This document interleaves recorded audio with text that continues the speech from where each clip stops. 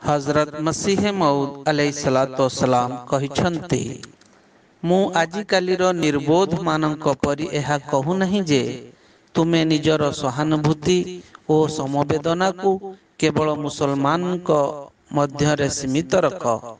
ନା, ତା ନୁହେଁ।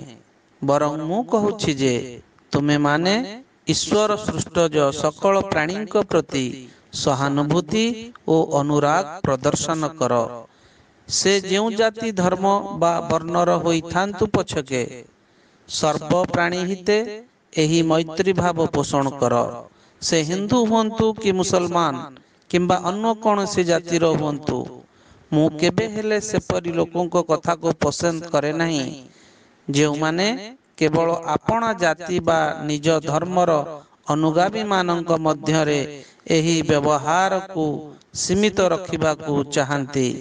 ମଲଫୁଜାତ ଗ୍ରନ୍ଥ ଖଣ୍ଡ 4 ପୃଷ୍ଠା 217।